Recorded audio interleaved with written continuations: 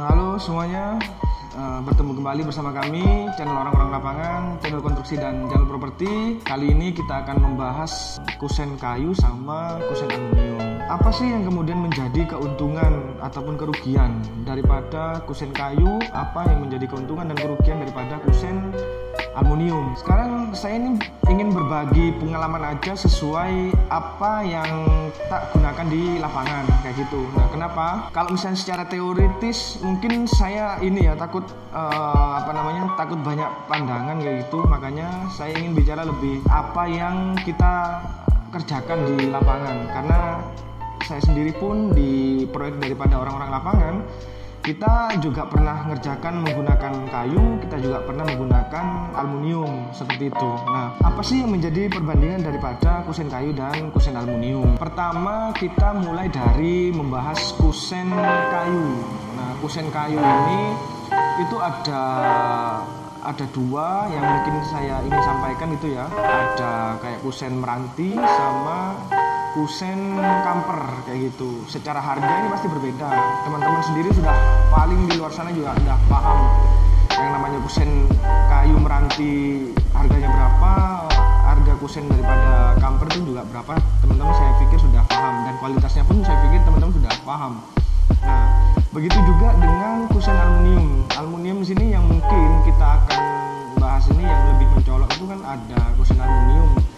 Ini kita bicara merek ya, karena memang harga sama merek ini hampir ini beriringan kayak gitu. Jadi sudah di tataran kita di dunia konstruksi itu sudah tidak asing lagi dengan yang namanya merek YKK sama juga merek Inkalum. Ini dua merek ini berbeda harga, di antara merek Inkalum sama merek YKK seperti itu beda harga kayak gitu. Nah, terus kemudian kita bicara soal kusen kayu dulu ya. Nah, kusen kayu itu kalau misalnya kita gunakan memang lebih mudah ataupun lebih simple dalam hal perawatannya, ataupun misalnya ada bocel atau ada misal patah yang sering terjadi tuh ya. Kalau misalnya kusen itu kan kalau misalnya mau nempelin daun pintu, dia kan harus disekrup ke kayunya, ke kusennya kayak gitu, dan itu harus ditatah dulu biar nyantol si engsel ini kayak gitu. Nah,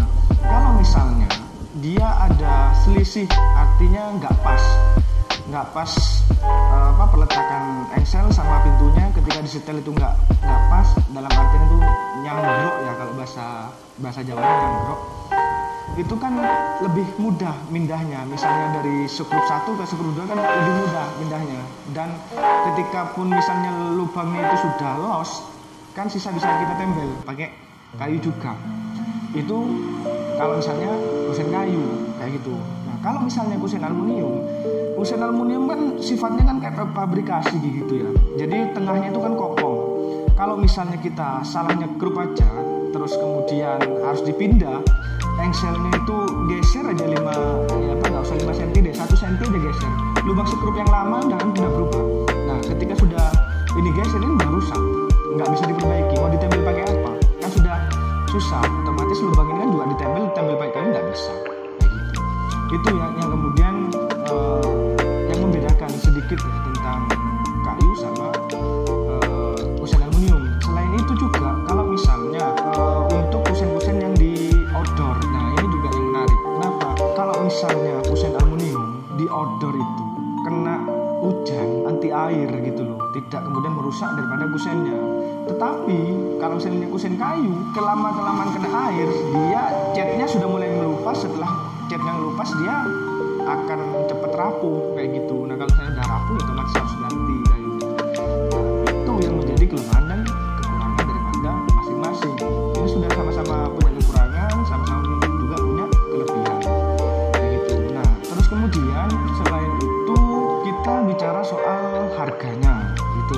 Ini tadi kan saya ingin menyampaikan sedikit aja ya mengenai kekurangan dan kelebihannya. Ini sekarang bicara soal harganya. Kalau misalnya pakai kayu, katakanlah pakai kayu meranti, itu harganya sekitaran per meter lari kusen itu harganya di antara 70 sampai 80 ribu per meter lari kayak gitu. Per meter lari itu per meter panjang ya, maksudnya kayak gitu, bukan per meter persegi tapi per meter panjang. Itu sekitaran 70 sampai 80 ribu. kalau misalnya kayu meranti. Kalau misalnya pakai kamper, nah ini beda lagi harganya, antara 110, 120 sampai 130 harganya. Kalau misalnya kamper lebih tinggi, di atasnya meranti, karena kualitas kamper sama meranti lebih bagus kamper seperti itu. Itu per meter lari ataupun per meter panjang non finishing. Artinya non finishing ini belum dicat ataupun di coating ataupun di atau di mowilek. Itu hanya masih kayu mentahan yang dihaluskan. Itu sudah harga bahan sama jasanya, itu sudah sama ongkos sama bahannya. Nah, terus kemudian yang kedua tentang aluminium. Aluminium tadi yang saya sebutkan dua, antara merek Inkalum sama merek YKK. Nah, ini yang jauh banget ini. Kalau misalnya Inkalum, harga daripada merek Inkalum itu harganya sekitaran 90, 95, ada juga yang 80 per meter panjang. Nah, gitu, tergantung ininya ya, tergantung dari pemborongnya biasanya. Kalau misalnya kusen tersebut kayak gitu. Nah, terus yang kedua, yang YKK itu harganya berkisar di atas 200 ribu per meter panjangnya.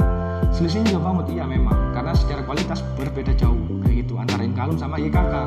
Ini bukan apa-apa, bukan saya sebut merek ya, karena memang dari merek tersebut ini dia menentukan identitas daripada kualitasnya kayak gitu. Nah, terus kemudian ini dari sini kan sudah kelihatan nih perbedaan harganya. Kalau misalnya meranti itu adalah 70-80, katakanlah kita ambil tengahnya adalah 75.000 untuk kusen meranti. Kalau misalnya kusen kamper itu adalah 110 sampai 120, berarti kita ambil tengahnya berarti 125, katakanlah begitu. 75, 125 sama yang aluminium sekitaran 85 lah ya, saya anggapnya 85.000. Terus kemudian sama YKK di atas 200.000. Ini YKK udah biayanya paling mahal sendiri sih memang. Daripada kayu pun juga dia kayu aja kalah mahalnya sama YKK kayak gitu. Nah, kita ini aja pakai perbandingan yang lebih dekat aja antara Inkalum sama meranti kayak gitu. Karena perbedaannya kan selisihnya nggak jauh nih sementara ini gitu kan, tapi kan belum tahu ini. Kenapa saya bilang sementara ini? Karena harga daripada kusen kayu tadi itu di harga 75.000 itu non finishing loh ya. Sedangkan kalau misalnya Inkalum yang harganya sekitaran 85 tadi ini sudah finishing, sudah berwarna dia. Kalau misalnya tadi 75 dengan 85 berarti selisih berapa? 10.000. Memang nggak terlalu besar 10.000 per 1 meter. Tetapi ingat, kalau misalnya satu kusen, biasanya rata-rata kusen pintu untuk pintu kamar rata-rata itu menggunakan 5 meter kayak gitu. Jadi tingginya 2 meter, lebarnya 1 meter, tinggi satunya itu 2 meter. Jadi totalnya adalah 5 meter. Kalau misalnya selisihnya antara kusen kayu sama kusen aluminium itu 10.000 dikalikan 5 meter sudah berapa? 50.000. Ini satu. Terus kemudian yang kedua, ketika untuk finishing, kalau misalnya kita aluminium ya kan, aluminium itu kan dia tanpa finishing ya, karena dia sudah berwarna. Mungkin nambah harga silen, tapi biasanya itu di harga tadi, di harga 85.000 itu sudah termasuk sama silennya biasanya itu. Jadi sudah posisi terpasang kayak gitu kan. Itu 85.000, sedangkan kayu ini masih di finishing dengan cat kayak gitu. Kalau misalnya cat kita pakai cat duko, karena saya kebiasaan pakai cat duko gitu ya, bukan cat yang kuas, tapi sepet seperti cat mobil kayak gitu. Harganya itu bisa di angka 120.000 sampai 150.000 per meter larinya, per meter panjangnya. Ini selisihnya berapa? Luar biasa, 10.000 ditambah 125, berarti kan selisihnya 135 per meter lari. Itu loh yang kemudian menjadi selisih daripada kayu sama aluminium. Bahkan dengan menggunakan mowilek pun, ya katakanlah mowilek saya juga, saya karena belum pernah ya menggunakan mowilek, paling sekitaran harga 50 sampai 80.000 tanpa dengan finishing aja, ini sudah selisih 10.000. Apalagi ditambah dengan finishing mowilek dan segala macamnya itu dengan kusen kayu, itu harganya pasti jauh lebih tinggi daripada kusen aluminium kalau kusen kayu itu. Tetapi kalau misalnya kita bicara soal kekuatan tentang kena air, itu aluminium lebih oke. Cuma memang ada rawan ngerembesnya di antara sela-sela aluminium dengan dengan tembok kayak gitu. Tapi secara mendasar, kalau saya secara pribadi lebih worth it memang pakai aluminium kayak gitu. Kalau saya secara pribadi, tapi kan di luar sana banyak yang pengen jangka panjangnya, ketika misalnya rusak biar bisa langsung diperbaiki, maka mereka maunya pakai kusen kayu. Ya itulah sih kemudian kenapa orang-orang itu ada yang memilih aluminium, ada juga yang pakai kusen kayu, dan juga ada dalam satu rumah itu sebagian pakai aluminium, sebagian juga pakai kusen kayu. Seperti proyek saya yang di mana di daerah Sulfat itu, di channel kita itu ada videonya itu campuran, satu rumah itu pakai kayu sama aluminium. Ya suka-suka orangnya sih kalau memang gitu kan. Cuma yang jelas teman-teman ini perlu bisa pahami bahwa harganya seperti itu berbandingan, dan cara maintenance-nya pun teman-teman sudah tak jelaskan tadi. Ketika ada pergeseran skrup, itu bicara soal pergeseran skrup aja ya, belum lagi kalau misalnya kena cuil kayak gitu kan, cuil entah kena tabrak atau apa kayak gitu kan, ya itu pasti aluminium harus ganti satu lonjor. Jadi daripada kayu sisa tembel kayak gitu, kalau aluminium enggak, harus ganti satu batang. Itu yang kemudian menjadi perbedaan antara aluminium sama kayu. Selebihnya saya menyerahkan sepenuhnya pada teman-teman di sini, mau pakai kayu atau aluminium. Itu tergantung daripada mau yang mana nih, dari cara maintenance-nya atau jangka pendek atau jangka panjangnya kayak gitu. Semua saya kembalikan pada teman-teman di sini mau pilih yang mana. Setidaknya teman-teman punya gambaran nih, kalau misalnya mau bangun rumah nanti enaknya pakai apa. Kalau misalnya kita dananya nggak terlalu ada, ya alangkah baiknya pakai aluminium, lebih cepat dan lebih murah. Tapi kalau misalnya kita pengen jangka panjang, ya kalau saya usul boleh pakai kayu, karena ya itu tadi cara maintenance-nya itu lebih mudah. Itu sih pada teman-teman semuanya. Kurang lebihnya saya minta maaf apabila ada yang menurut teman-teman kurang tepat ataupun menurut teman-teman kurang benar kayak gitu, monggo disampaikan di kolom komentar, kita diskusi bareng untuk untuk memperbaiki channel ini lebih baik lagi untuk selanjutnya kayak gitu. Oke, terima kasih untuk semuanya. Itu saja dari saya, dari orang-orang lapangan. Kurang lebihnya saya minta maaf. Jangan lupa like, share, comment, and subscribe channel orang-orang lapangan, channel konstruksi dan channel properti. Salam properti.